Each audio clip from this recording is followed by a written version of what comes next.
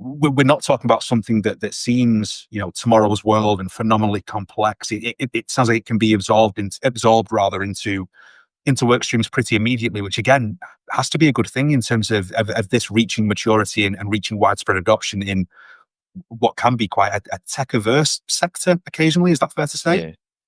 So it's really refreshing to hear somebody high up talking about AI in such a positive way.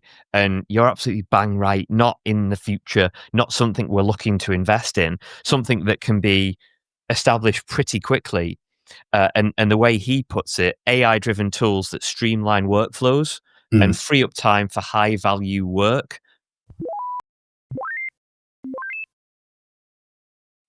Hello, everyone, and welcome to what I've just been reliably informed is episode 91 of Construction Disrupted. Mr. Thompson, are we okay? Yeah, I just like to put a caveat there. I haven't 100% fact-checked that, but I'm pretty sure it is. So let's just go with it. And if it isn't, two episode 91s. Yeah, 91B. An interesting one. I think when we kind of changed the format and you kindly invited me to share this with you a few weeks back, our big sell was we're going to get behind the headlines and try and find the positives. And I think we touched on this a little bit last week. Not the easiest job in the world at the minute, is it? I think we've managed it. I think we've, and even where there's negatives, I think we've maybe found bits of silver lining. But it's been a tough old week, hasn't it? Yeah, I mean, it depends. It depends what colour your stockings are, because we're coming into the season of either Scrooge, cheer, doom and gloom, also Dark Knights. So it depends where you look, really. But it's been trawling through the stories and various sites to see a little bit of positivity out there, and I think we can spin most of these round to have a bit of positivity, even if the headlines don't reflect that as much. Yeah, there's a very easy panto. Oh no, we can't joke in there, but I'm going to leave that well alone and maintain what shreds of dignity I've got.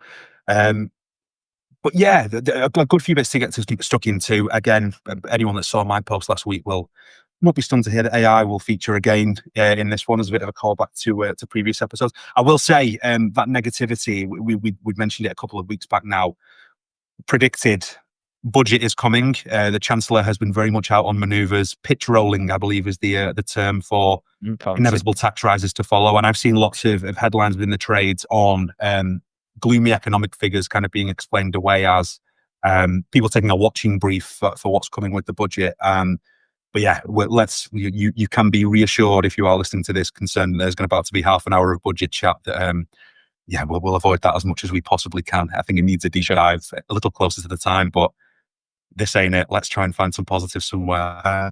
So we start with AI for a change. Oh, why not? Let's start with AI. I mean, this is if we're gonna go positive, this for me is a huge positive. I would say a real step in the right direction.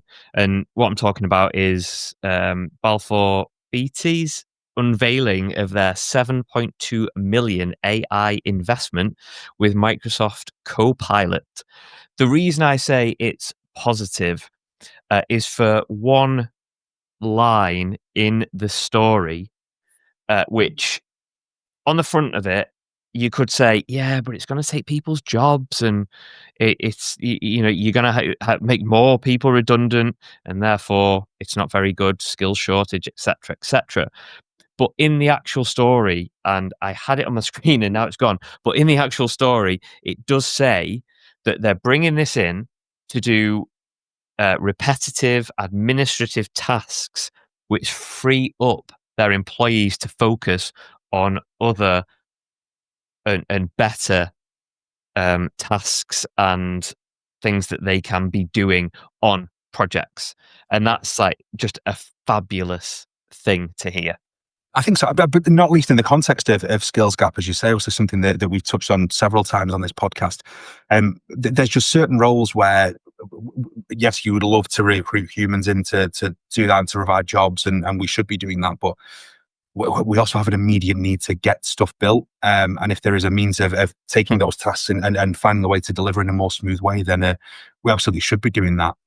You touched on something, Peter. We're talking about the the reports last week, but both ACOM and particularly the Skills England report on AI adoption. A particular drum that you and I have been banging is that AI is here, that there are sort of, everyday use cases, ChatGPT being the most obvious one, but so many others within our mobile devices and within software that we're all using now that are AI powered to some degree, but kind of don't scream about it. On the face of this, the article in question here on Construction News, this doesn't sound like moonshot stuff. Microsoft 365 Copilot, people that use Outlook and other sort of program, other email providers are available, by the way. But people will see bits of that technology starting to be incorporated now. We're not talking about something that seems, tomorrow's world and phenomenally complex. It sounds like it can be absorbed into work streams pretty immediately, which again has to be a good thing in terms of this reaching maturity and reaching widespread adoption in what can be quite a tech-averse sector occasionally. Is that fair to say?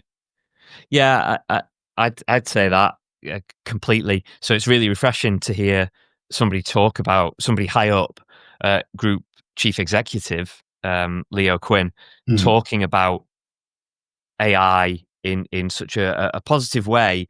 And you're absolutely bang right. Not in the future, not something we're looking to invest in, something that can be established pretty quickly. And the way he puts it, AI-driven tools that streamline workflows and free up time for high-value work. And that's the whole thing about it. It's not, if you think about a digger replacing a spade or power tools replacing manual tools, it's not about replacing your workforce as such. It's about doing things to a better quality, faster, more efficient, so that people can improve on their skills where they need to and where it's required from a human perspective. And this article actually says it could increase construction, AI in general, it could increase construction sector productivity by up to 15%, and that's from the Kinsey Global Institute, which is superb. It's just a good news story. Yeah, I think so. I absolutely think so. And I think you've hit the nail on the head. Easy to absorb into supply chain. Doesn't seem particularly intimidating. It's a positive step that I think feels tangible for others in the market, SMEs and so on, to look at and go, well, that feels much more realistic. The other thing that I was going to say, you're back to that point on skill shortage. Seeing news breaking in other sectors, we see it in marketing world with some of the sort of the global conglomerates sort of merging together, and it feels like in sectors where skills shortage and labour supply hasn't been an issue, there's maybe a cynical view where AI is being used as a side to kind of cut workforces and push through efficiencies that ultimately deliver returns that way. We know the skill shortage exists, so anything that can be done to improve that situation, maybe I'm being slightly naive and taking a roast interview, but it doesn't feel as cynical as perhaps the use case in other sectors where that isn't a factor quite as much. So there you go, one positive story down in a week where I thought we'd struggle for one positive story. So and just to highlight, we almost practice what we preach, and we're not talking broken biscuits here. We were talking just before we started about the fact that I certainly use AI, and I'm sure you do in some capacity, to help you and your team deliver better quality results for clients and throughout your marketing input and output. Because it's there, it's a tool to be used to facilitate things. And I personally don't feel too threatened, if at all threatened. I'm kind of embracing it. No, well, completely. I get to marketing nerd loves pulling it back to marketing. So I'm fine with that. We so we're actually, slight humble brag, but only for context. We are for the first time this year, the Construction Marketing Awards, which take place next month, have a best use of AI category. And we have two nominations in that particular category, which I'm really proud of. And for context, we aren't kind of a design agency, so the use cases for AI for us aren't so much about advertising or the output of the comms, the creative. But we in fact, we were speaking about this before we started to record. Some of your audience will be familiar, others less so, but synthetic data is where we're using quite a lot, which is basically it's an AI version of, when I say replicants, it kind of sounds a bit sci-fi, but we kind of build digital replica pen profiles of the audiences that we speak to in order to just check that our strategies are on point and that our targeting and stuff is on point. And particularly and again, we're speaking to people in a sector that is largely SMEs, etc. For brands that maybe don't have the resource to spend a lot of money on market research, for instance, but want that additional validation, particularly in a market and a climate as we've had it, where budgets are limited and therefore you don't want to maybe take the risk of sort of betting it all on one particular thing. We found it absolutely invaluable. Obviously, human input, human output. Someone to be able to check all of that is in line with sort of expectations and hypotheses, and to highlight where it isn't. But it's been invaluable. Like I say, for clients that couldn't afford traditional sort of field work and stuff like that, it's I'd highly recommend people investigate it if that's something that's of interest to them. For sure. I use Guess Who. Hey, if it works, it works. Yeah, it does. It does. You've got to have methods. It only works if your demographics Is bald, that wears right? glasses, and has a moustache. Sorry, I digress. But yeah, you're absolutely bang right. People should be investigating these things and how it fits with their workflows. Absolutely. Bring it back to reality. Well, I was on tenterhooks then to see how you were going to segue that into moving on to the next article. That would be a real degree of podcasting skill. Right. Let me try. Let me try this. Okay. Yeah. So, let me see. Yeah. I mean, if you are going to use Guess Who in any form, you can get a travel version of that particular game. But if you're going to use it while you're traveling, some areas of the country, you won't be traveling on new roads, because the next news story that we're covering is even bigger bucks here, and that is 2.7 billion sunk on scrapped transport projects. And listen, ladies and gentlemen, if you think podcasting is easy, that's the kind of link that could only be performed by a man with 91 episodes under his belt. I commend you, sir. That was definitely done. Thank you. So yeah, reference there. Again, this is one of those stories, I think, where on the face of it, that old newspaper adage of "if it bleeds, it leads." That and to be clear, some cost is not a good thing. Let me be clear on that. But the headline, without doing any kind of further investigation, it is quite an alarming one. So you're right. National Audit Office reports on government projects that have write-offs within transport and infrastructure. So 2.7 billion on scrapped transport projects since April 23, which is, you can't go away from the fact that is an eye-watering sum of money by anyone's estimation. Have you managed to have a look at the sort of league table of shame, if you like, of projects that are included within there, Peter? Yeah, and certainly at the top there's the Man City of projects, isn't there? Yes. HS2 phase 2, and like you said, if it bleeds, it leads, and like 2.1 billion of that 2.7 is HS2 phase 2. So the numbers are slightly skewed. The point being that on this league table, you've got a whole variant of different infrastructure projects, mainly road and rail, to be fair, but they are still, they're not all motorways, they're not all major networks. That I'm sure, I don't know where some of them are, admittedly, but you look at them and you just think, surely this would alleviate traffic, or it must have been a project for a reason to start off with. So to scrap it and to see it as a sunk cost, there's probably a positive there in that it wasn't viable, it wasn't feasible, or whatever it is, but it's still a bit of a damning number to see.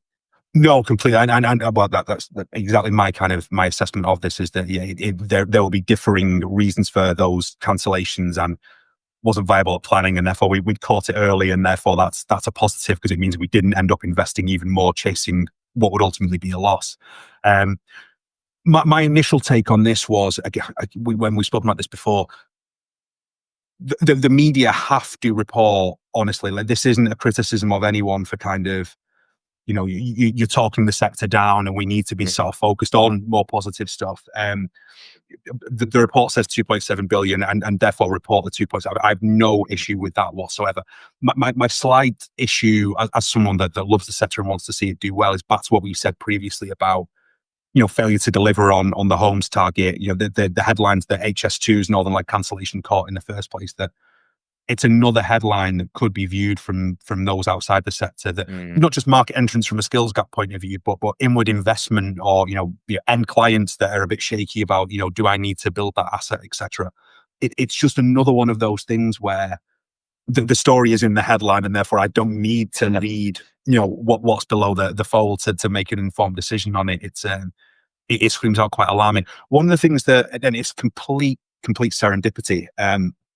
Happen to be reading a book at the minute called How Big Things Get Done by Professor Ben Flerbier, I believe his surname is. I'm probably butchering that quite a bit.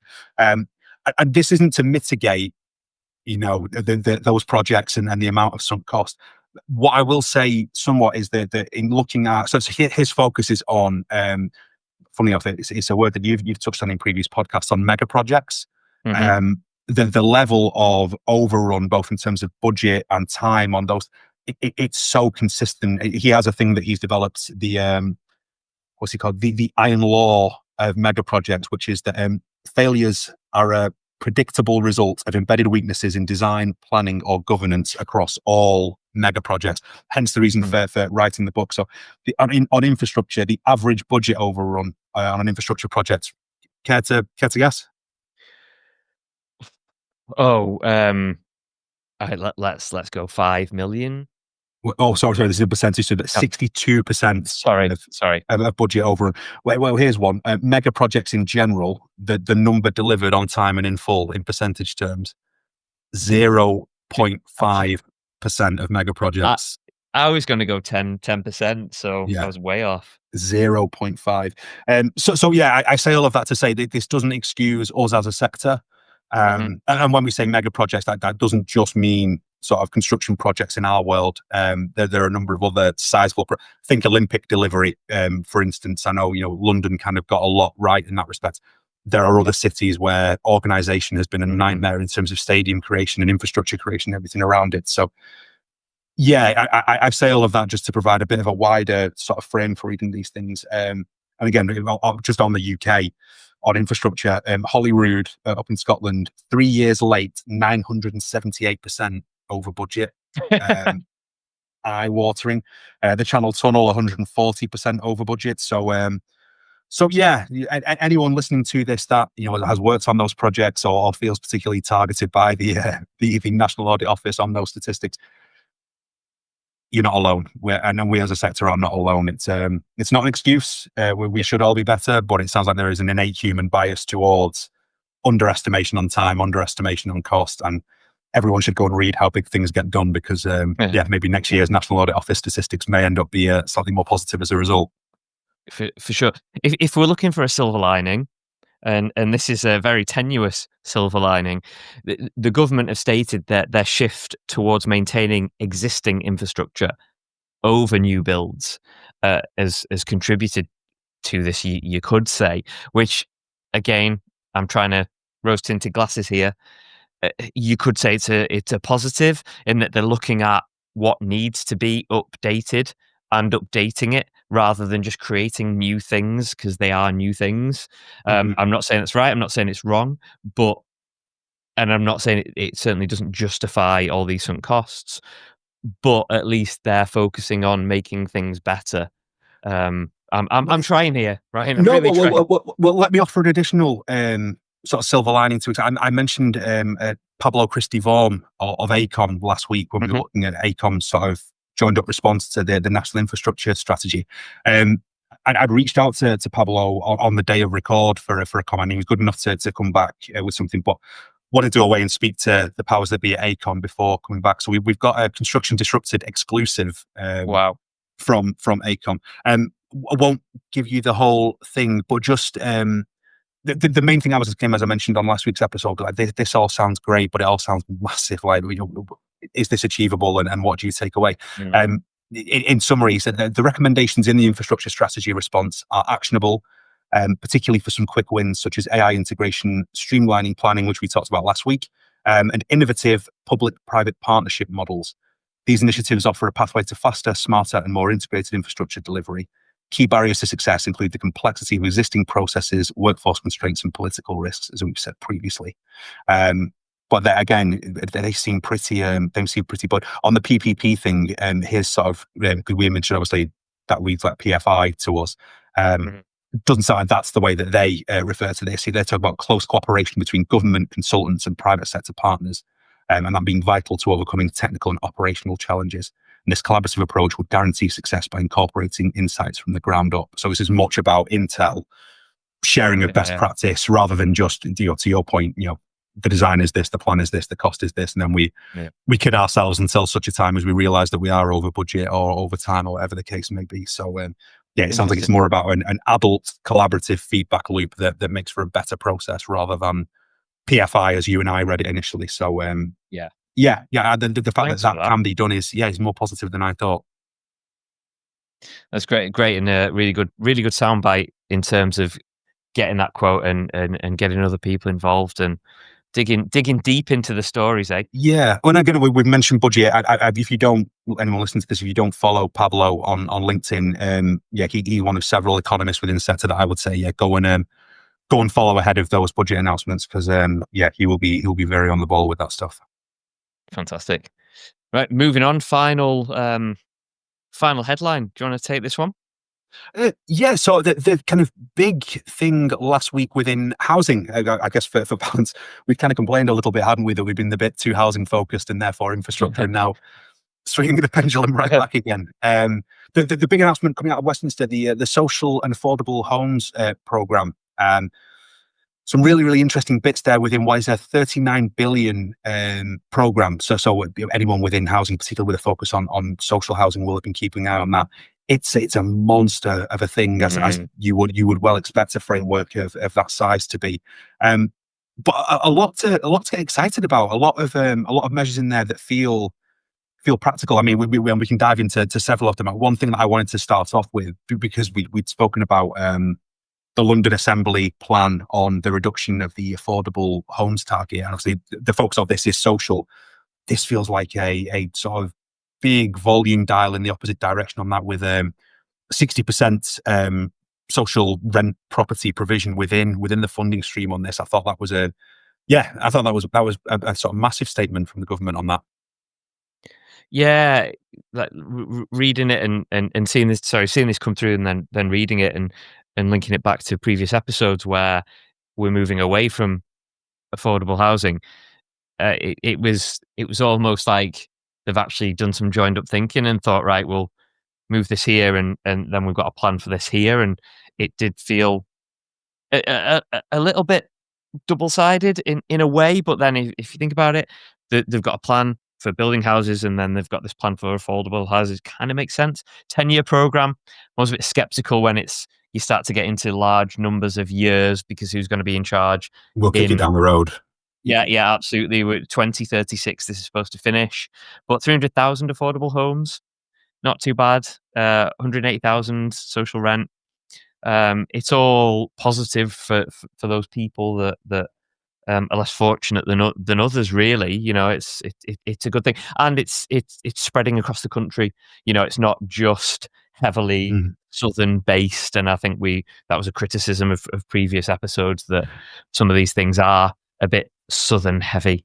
Well, yeah, and I was starting to see a lot of commentary out in sort of trade media, particularly, but it's making its way into mainstream a little bit, particularly from people with an interest in planning and urban regeneration. I think we focus on the housing element of things, but looking at it from a broader, what kind of communities are we building here? And I think government is, let's be honest about it, we've mentioned polling is desperate for a win, and thankfully for us seems to be using our sector as its means of getting there.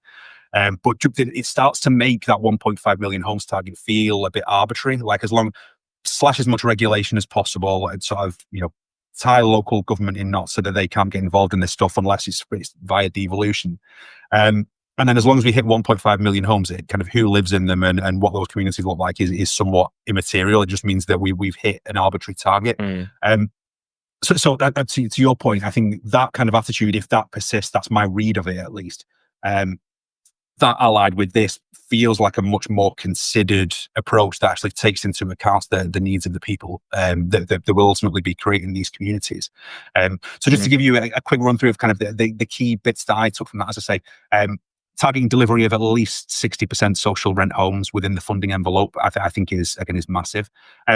Two different routes for bidders to achieve funding depending on size of business. Again, felt really sensible that we're not going to deliver what's required, with respect to either side of that, but by either dealing solely with your big national house builders or with your SME regional providers and that one framework won't suit both sides of that. So one for long-term multi-site pipeline bids and one for sort of what they've called portfolio variants for smaller and local sort of SME providers, again, which I think is great. There's the additional support for things that are focused on local market needs, so supported housing, community-led schemes, rural areas, etc. So sounds like more red tape being added, but again, I compared to some of this sort of regulation slash and burn talk elsewhere, I like the fact that again, get things right in the planning stage per our sort of previous item from an infrastructure point of view, and delivery should become much more straightforward. So I like that there's a sort of localized and that there's a tailored element to that. And again, the other big bit that jumped out for me was on devolution. That the mayoral combined authorities, all of whom work in Manchester. So Mr. Burnham's sort of 10-year plan is the one that's sort of most front of mind for me, and likely Mr. Rotherham for yourself. Housing front and centre within that. So the fact that this will dovetail with those regional plans and that they're going to be supported in that, again, I don't think is a bad thing. So there's silver lining. I think there's four decent things. I don't know if there's anything else there that you saw within there, or any of those that you'd jump on particularly. I think you covered it really nicely. It's the emphasis on, you mentioned regeneration, you mentioned partnership, you mentioned that it isn't just in major cities. There's rural schemes and community-led initiatives and things like that. And like you rightly said, red tape might slow things down a bit, but for the right reasons. Get it right at the start, it makes it easier. And I'm just reiterating basically what you said, but to get to my point, which was the one thing that sparked interest to me was emphasizing innovation.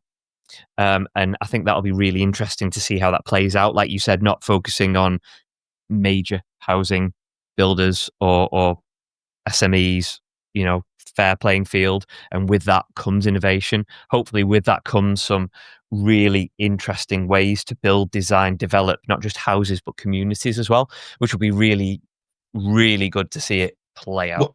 Well, it's funny. I was